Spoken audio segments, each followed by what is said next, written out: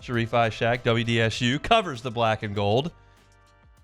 Joins us now on the Jim's Firearms Hotline. Sharif, I ran into Fletcher yesterday. He said, thanks for doing that deal with Sharif. I enjoyed jumping on and talking a little bit of baseball with you guys. I hope everything went well. How are you? Forget Tony Vitello when you have Casey Evans. You enjoyed that? How'd you enjoy the first two innings when LSU was down 5-1? It's funny that you say that because Terry Joseph, the Saints defensive pass game coordinator, was like, between you and my wife, man, he's like, I don't know who was going to lose their mind more. I was watching your tweets, and my wife was going crazy in the house during the game. I was like, I don't know, man. I was on my edge. I really thought LSU was going to lose when that last time down 5-1. I really thought they were going to lose. That's what I told them. It did not look good, but that's just further evidence that this state's just eating up with baseball this time of year, and it's a cool deal. Speaking of Terry Joseph and defensive pass game coordinator, I want to talk about the Saints secondary because for so long, Dennis Allen has kind of been in charge there, and I believe he did a great job identifying talent, taking him in the draft, whether it was early like Lattimore or guys that they found a little bit later like a Paulson Adebo, and developing him into NFL corners. And I thought the secondary played very, very well under Dennis Allen's reign as the Saints head coach. He's gone. A lot of the guys that you counted on over the years are gone. How do you feel right now about the Saints secondary? It's young. It's certainly very young for the most part. I mean, the corners are young with Alontae and Kool-Aid. Quincy Riley, waiting for him to, get healthy so he can get back on the field. From there, that's it when you talk about cornerbacks. I mean, they're going to need another veteran cornerback, whether if it's Asante Samuel or someone out there. But I like that they're young and talented, but I still think that they need to add that veteran presence at some point when it comes to cornerback. Safeties, I'm good. I mean, you got Justin Reid, you got Tyrann Matthews. But with that being said, you need to fold into the mix some younger guys to make sure that they get that playing time. Like you drafted Jonas Sanka, you want Jordan Howden, the guy you drafted as well a couple years ago to make a difference at some point in time because they're going to need to play. I mean, Reed and Tyrann, are veterans. I mean, they're up there in age, and yeah, they can make plays, but at some point in time, you got to have some of these younger guys be able to contribute some point in time on. Yeah, let's talk about that and how all those pieces work together. You talk about Quincy Riley, like we're not seeing him right now, but where do you think he fits in on this team? Is he a special teamer? Does he have to play? Is he a nickel? Like what's his role? No, I truly think he can play. Yeah, man. I mean, I think you could play him a little bit in the slot and outside. He was successful in his time in Middle Tennessee State as well as Louisville. A lot of pass breakups. I think close to 50 pass breakups in his career. I mean, close to 15 interceptions. Yeah, I mean, I think he's going to play. I mean, they don't draft. They want their guys, yes, to play special teams, but I think when you bring in guys like a cornerback, I think they want him to play. They don't want him just to be a special teamer. So he could play. He says he could play inside or outside. So that's a good sign. You want to make sure that you can get him on the field and he's productive and he can play kind of like up to the level that he did at Louisville, where he was, pretty solid, with the pass breakups and interceptions. So I don't just see him as a special teamer. I see him as a guy who's going to have to play in this secondary. I mean, they didn't draft him just to be a special teamer. This team needs those young core pieces down the road eventually. So no better time than now whenever he gets healthy to make sure he's out there on the field. When they drafted Kool-Aid, it was a crowded secondary. It's really not now. How different is his role today than it was when they took him 13 months ago? Yeah, you could see he's a little bit more confident now.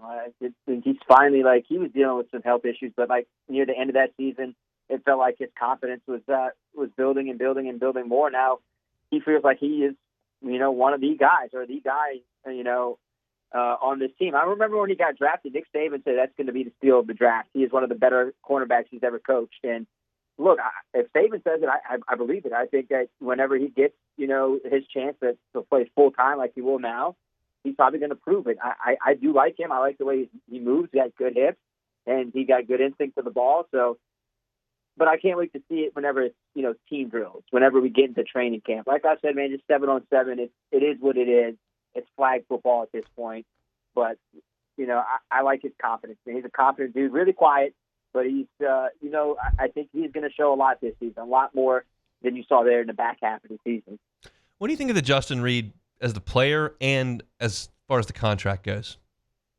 I think he's great guy on and off the field. Very easy to talk to. You know, he was a Dutchtown, just down the road from Baton Rouge. Good dude, good football player. Had the experience of winning the Super Bowls with the Chiefs. You know, been in the league for a little while. Played with the Texans as well. I like the contract. I didn't think it was a bad contract. I think, you know, I think just where the market is today in terms of almost every one of these like positions, I think they got a fair deal out of it. And you needed them. You needed to add somebody, another veteran guy. Like I keep saying, they need to add some, you know, make sure these younger pieces. So they needed to add a veteran piece back there. Now that you have a 1-2 punch of Justin and Tyron, but I was a little surprised when they got him because I didn't think he'd come to a situation like this where it feels like they're kind of rebuilding, and he is playing with a team that, you know, won multiple Super Bowls. I mean, to me, I was like, why would you do that? I understand that, like, maybe, hey, I get to be closer to home. I have a chance to show I can be a leader and, you know, rebuild this franchise and get it back to where they once upon a time was. And he said that, you know, that's the thing that he wanted. He wanted to be back home. He wanted to be part of a legacy of trying to rebuild the team he grew up watching. Yeah, money and home are two powerful things, and I think that's probably the answer to the question. Is it now or never for Jordan Howden? Oh, I wouldn't say now or never. I just think, like, it's good that they have 4 guys back there now that, you know, he's going to be ahead of Jonas Stanker unless Jonas Stanker just absolutely blows our minds away and blows the coach's minds away and he just passes him up. But no, I mean, he'll be there in spot play. They'll meet him. You know, guys are always going down. He'll be back there playing, but I feel like this is a situation for him and a chance for him to certainly elevate his game, learning under those 2 veteran safeties and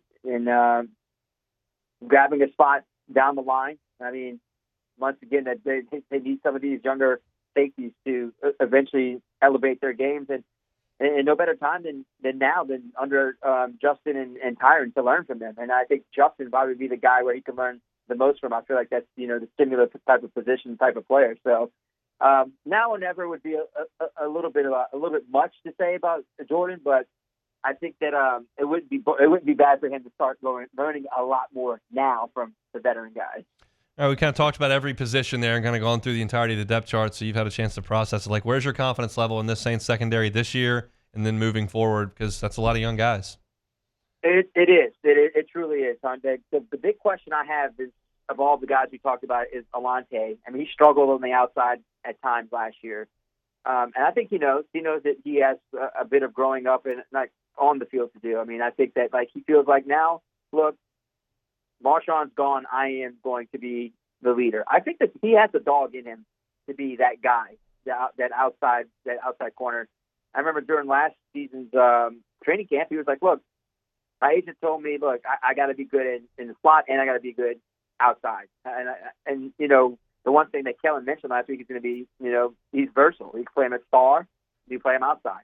I mean, he can play him all over in that secondary. But to me, I think he has to show his biggest strides and his improvement on the outside, because he had a lot of penalties at times last season playing on the outside, and he got burned a lot. So this is going to be a good place for him to start, you know, becoming a better player. And if he wants to get paid, it's going to have to be being the best outside cornerback on this team. And look, I think they got the coaches, and Staley will do a good job with him. They got that the secondary with those good coaches, including Terry Joseph, in order to help them out. So I think this is going to have to be a very important offseason for him in start of the season in terms of, you know, wanting to be that big paid player. Being a good outside cornerback is where it starts for him. Quarterback's the toughest position to play. I would put cornerback right there behind it. That's just a brutal position to try to play with those guys and as athletic as they are in the National Football League. Any chance we can get you covering the Super at the box this weekend? Look, man, 2 years ago I said, look, one more chance. Give me one more chance to cover the LSU Tigers win a national championship. Cover my first one I covered in 2009. They won, and I think I said if 23 is my last one, I'm going out as a winner covering baseball. So you don't need me there. All you right. guys are better with. Well, we'll take it. We would love to see you, but I understand if that's how you want to ride off into the sunset. That's a pretty good team to do it with. So we'll be at the box this weekend, and we'll be chatting next week. Thanks, Sharif.